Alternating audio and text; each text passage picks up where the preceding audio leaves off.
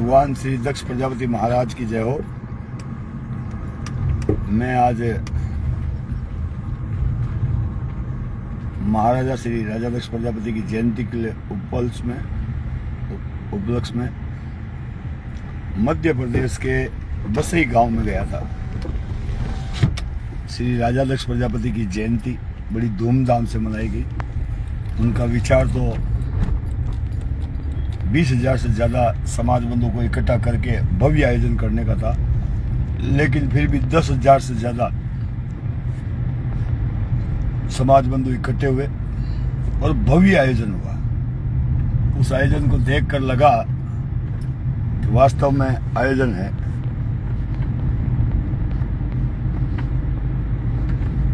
उस आयोजन के बारे में मैं कल्पना से परे बात कह सकता हूँ। मैं जब वहाँ गया था, कल से लगाकर अभी तक भयंकर बरसात हो रही थी।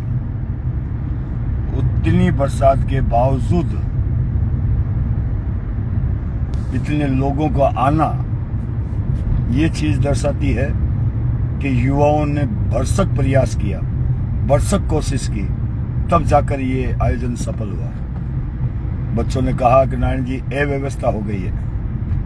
मैंने कहा सर, अव्यवस्था नहीं हुई है, यह आपकी मेहनत का परिणाम है। जब भगवान खुद इतनी प्यार से 2 दिन से लगातार बरसात दे रहा है तो आप और हम क्या कर सकते हैं। लेकिन फिर भी जो उन्होंने पंडाल लगाया था, बड़ा डैम लगाया था, वो सारा खचाखच भर गया।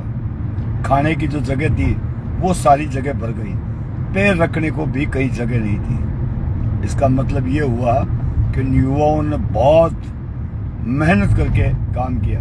और मैं धन्यवाद दूंगा आज मध्य प्रदेश के संपूर्ण प्रजापति समाज को, जो आसपास के अध्यक्ष, मंदसौर के अध्यक्ष और आसपास के गांवों के अध्यक्ष, आसपास छात्रावासों के अध्यक्ष, मंदिरों के अध्यक्ष, सभी लोग पधारे। और सबसे बड़ी बात, हमारे समाज के 2 नगीने भी वहां पर उपस्थित थे। नगीने का मतलब समझते हो आप? एक SHO, एक डिप्टी, 2 वहां पहुंचे। उनका भव्य शानदार आयोजन था और उनकी तरफ से जो शब्द बोले गए वो भी बहुत बढ़िया थे। और हमारे समाज के महाराज वो भी वहां उपस्थित थे। मतलब ऐसा देख के लग रहा था कि वास्तव में मेरा समाज अब जागृति की ओर है।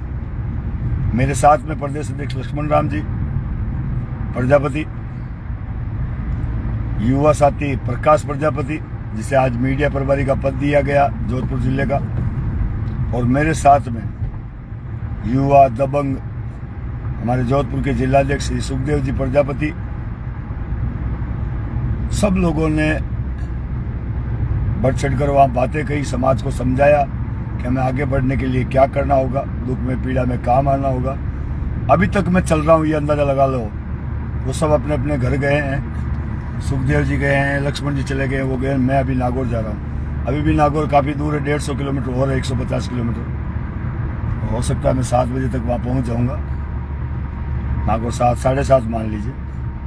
लगातार चलता हूँ, लगातार प्रयास करता हूँ। रात हो, दिन हो, सुबह हो, शाम हो। कल हम सुबह निकले थे 9 बजे, तब से लगाकर अभी तक आपका भाई इस गाड़ी में है।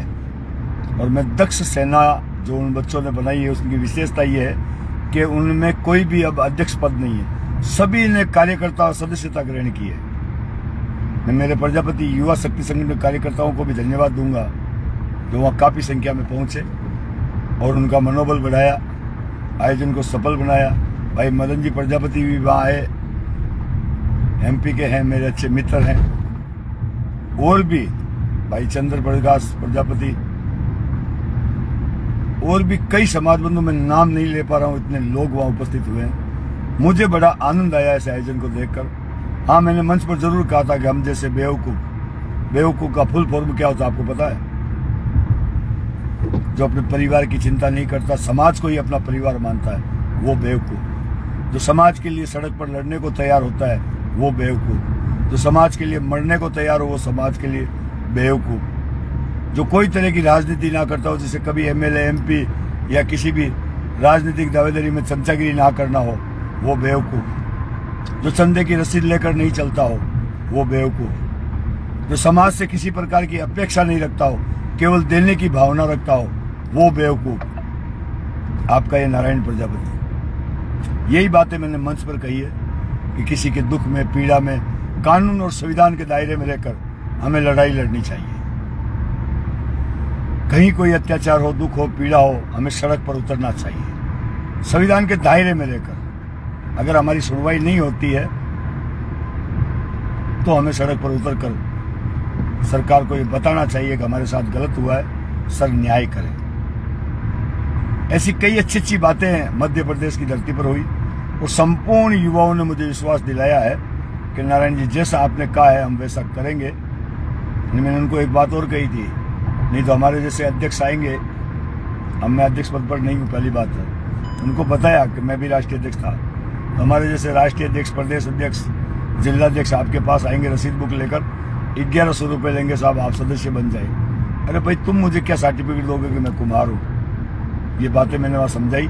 किसी को 1100 रुपये नहीं देने संगठन में सदस्यता ग्रहण करने के लिए।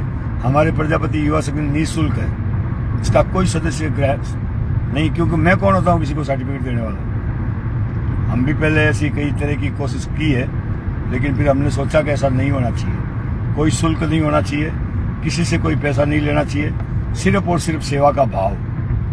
हमने वहाँ अच्छी तरीके से समझाया, कोई दुखी हो, कोई पीड़ित हो, कोई और हो, शोषित हो, उनका ख्याल रखें। सुखदेव जी ने भी अच्छी बात कही, लक्ष्मण जी ने भी अच्छी बात कही और सभी का अच्छा सहयोग रहा। बहुत ज़्यादा थक गया हूँ, गले की आवाज़ भी सही नहीं हो रही, क्योंकि 2 दिन की, रात दिन की नींद लेनी बाकी है। अगर स्वस्थ नागौर तक पहुँचा तो आज दिन भर सोऊंगा, फिर आपके सामने पेश होकर बताऊंगा कि आगे मैं क्या कर रहा हूँ। मैं अब समाज सेवा जो कर रहा हूँ ना, अपनी इच्छा से कर रहा हूँ। मेरे पास अब कोई दायित्व नहीं है और कोई ज़रूरी भी नहीं है। मेरी मर्जी जितनी आए उतनी सेवा करूँगा, बाकी अपने घर पर हूँ। जहाँ भी ऐसे युवा याद करेंगे वहाँ जाऊँगा, उनको मोटिवेशन करने की सोचूंगा, लेकिन बात वही कहूँगा, ना चंदे की रसीद बुक है मेरे पास, ना नेता की चमचागिरी चाटुकारिता, ना ही कोई पार्टी में ज्वाइन होने का शौक। केवल समाज में पीड़ा, दुख, तकलीफ में काम आने की कोशिश।